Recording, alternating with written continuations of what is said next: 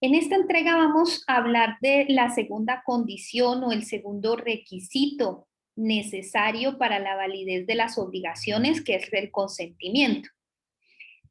Recuerden ustedes que estamos trabajando el artículo 1502 del Código Civil, que establece los requisitos para obligarse. Ya evacuamos el consentimiento y específicamente el consentimiento o la capacidad, y hoy evaluaremos el consentimiento. Es por ello que en este tema abordaremos los artículos 1508 al 1512, pero antes de empezar a hablar y de empezar como a abordar cada uno de los artículos, es necesario que nos preguntemos en qué consiste el consentimiento. Porque consentir algo es asentirlo, es decir, es como una expresión de adhesión referente a la manifestación de cualquier sujeto. Es decir, que este consentimiento no debe ni puede confundirse con lo que es netamente el contrato. El consentimiento es un elemento de la expresión de la voluntad de las partes. Es por eso que para algunos tratadistas el consentimiento es la expresión neta de la autonomía de la voluntad, del libre albedrío de las partes, que entre otras cosas expresan la libertad que tienen las partes de contratar.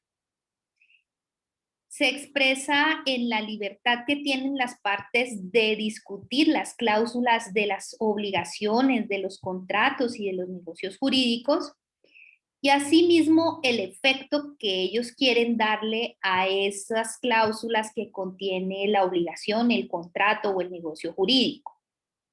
Así que en términos generales el consentimiento se puede entender en dos sentidos.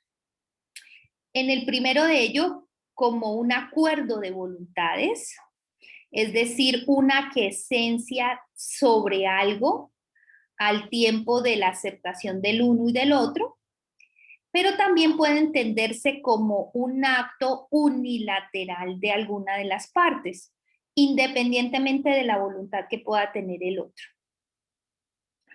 Pero en general, el consentimiento es la manifestación a través de signos, a través de palabras, por escrito, y este consentimiento se puede manifestar expresa o tácitamente. Aunque de cierta medida algunos actos lo suponen o lo aplican. Lo cierto es que en derecho no puede decirse que el que calla otorga o consiente. No, el simple silencio no obliga, pero puede suceder que algunas circunstancias que acompañen el silencio le den el alcance de consentimiento tácito, y allí sí se estructuraría este elemento o esta condición necesaria de validez de las obligaciones. Por ejemplo, no es consentimiento tácito el que yo reciba una publicación o muestra de mercancía con propuesta de venta. Eso no puede tomarse el hecho de que reciba esa muestra como que yo esté manifestando que esté aceptando que voy a celebrar un contrato posterior o que voy a comprar esa mercancía. No. Para que esto llegue a tener el efecto de consentimiento, que es lo que estamos hablando, en este caso un consentimiento tácito, es que yo pueda dar a entender, y con algunos requisitos que exige la ley, de que yo sí quiero celebrar ese acto, ese contrato o ese negocio jurídico. Un ejemplo puede ser el que trae el artículo 2014 del Código Civil relativo a la renovación del contrato de arrendamiento. Este es un ejemplo clásico de los eventos en el que el consentimiento puede ser expresado tácitamente. Lo mismo en el derecho mercantil, también hay otros ejemplos en los cuales el silencio a las propuestas directas y al público implican un consentimiento tácito. Ya veremos un poco más adelante cuando hablemos de la oferta, pero específicamente en el artículo 854 trae un ejemplo de aceptación tácita. Pero por regla general el consentimiento, que puede expresarse por cualquier manera, debe ser la expresión de signos, palabras o por escrito, sea expresa o tácitamente. El silencio es solamente eso, el silencio. Hay algunos actos o contratos que son llamados solemnes porque para su perfeccionamiento se requiere el cumplimiento de unas ritualidades, de unas solemnidades o de unas formalidades que se exigen para que sean perfeccionados y sean válidos. Piensen, por ejemplo, en el testamento o en la compraventa de bienes raíces o bienes inmuebles, entre otros. En estos casos, la ley prevé que el consentimiento que sea dado también se ajuste con las formalidades, con las ritualidades y las solemnidades de estos actos o de estos negocios jurídicos. Es decir, para que se manifieste como tal el consentimiento, es preciso que se realice de forma legal y es indispensable que se cumpla con esas ritualidades y formalidades para que el acto, el contrato o el negocio jurídico sea válido. Hay veces que también la ley considera, dependiendo del tipo de contrato, que el consentimiento deba ser expreso. Es decir, que se excluye de cierta manera el consentimiento tácito. Por ejemplo, en la novación de las obligaciones. La novación es una figura jurídica por medio del cual, a través de una obligación posterior, se extingue una obligación anterior. Y en estos casos se requiere que el consentimiento sea expreso, es decir, que quienes tienen el animus novandi o el ánimo de extinguir esa obligación anterior con una obligación posterior, lo digan, sea expreso. No se puede simplemente deducir de actuaciones, de signos que se den en la novación. Finalmente, las partes pueden estipular cómo serán los efectos y cómo se debe manifestar para que sea válido este consentimiento. Piensen ustedes, por ejemplo, en el contrato de seguro. Pueden las partes pactar que el contrato solo va a producir efectos una vez se pague la primera cuota del seguro o lo que se denomina la prima. En estos casos también hay un consentimiento expreso para ello. Así que el consentimiento, entendido como esos signos, esas palabras o esas manifestaciones por escritas que pueden ser expresa o tácitamente, deben distinguirse de algunas manifestaciones que tienen una simple apariencia, pero que realmente no se pueden entender como consentimiento. En este caso, por ejemplo, puede haber una simple apariencia de consentimiento por el hecho de expresar un gesto o por el hecho de expresar una palabra que pueden ser susceptibles de interpretaciones equivocadas por los que los vean o los oigan.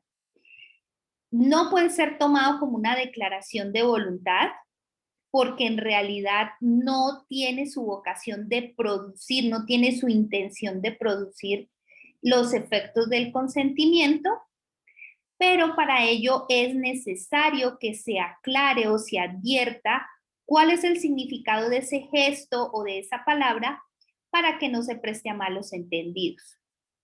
Un ejemplo de ello puede ser cuando una persona está en una subasta y Bien es sabido que la persona que levanta la mano en una reunión de subasta es porque desea hacer postura, pero resulta que esta persona lo que desea es llamar la atención de otra persona al levantar su mano, no precisamente presentar la oferta para celebrar el posterior contrato.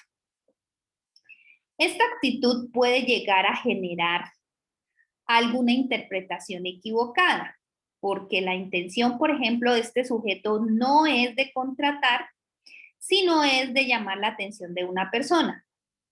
En este caso se debe advertir que ese gesto de levantar la mano no tiene la intención de generar el contrato, sino que simplemente fue un gesto para llamar a otra persona y debe advertirse.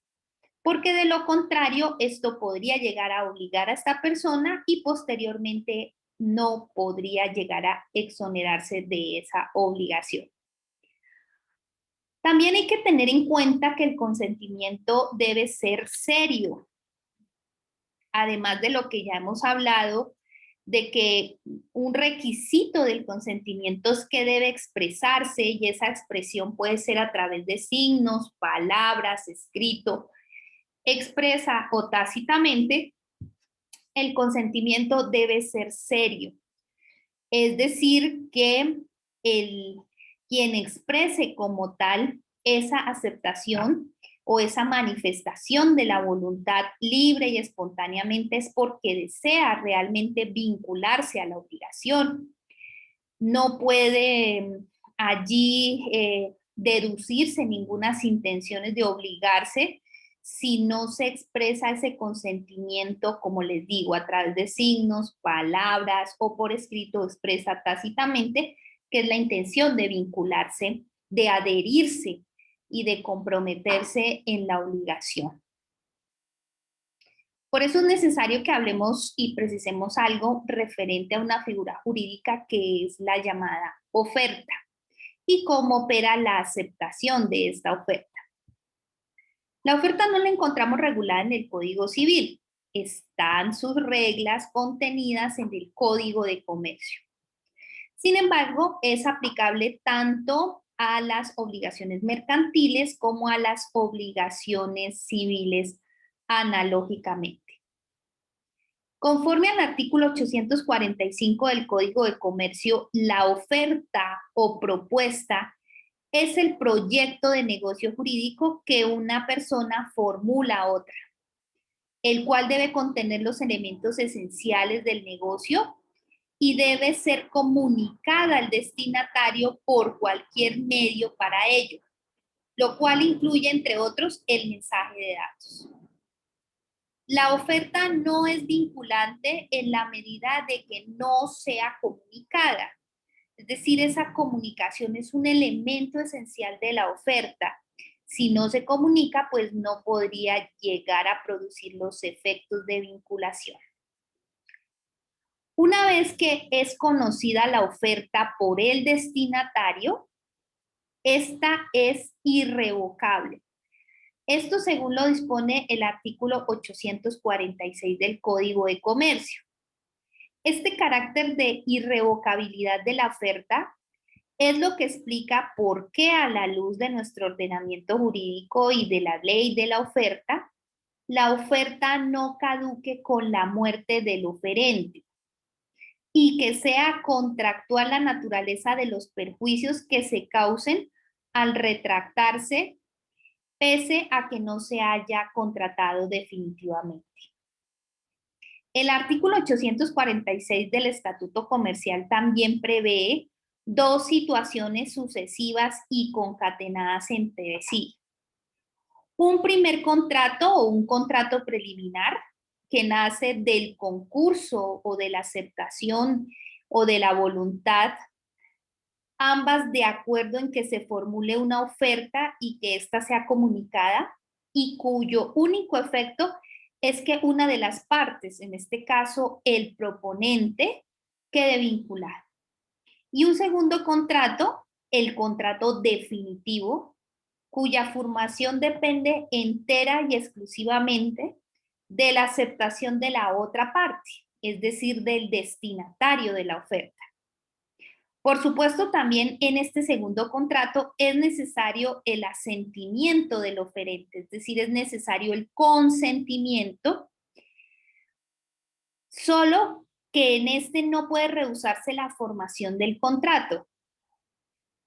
Si llega a hacerlo, puede ser obligado a ejecutar en naturaleza la obligación de suscribir el contrato o de indemnizar los perjuicios que se lleguen a generar con ocasión de la no contratación.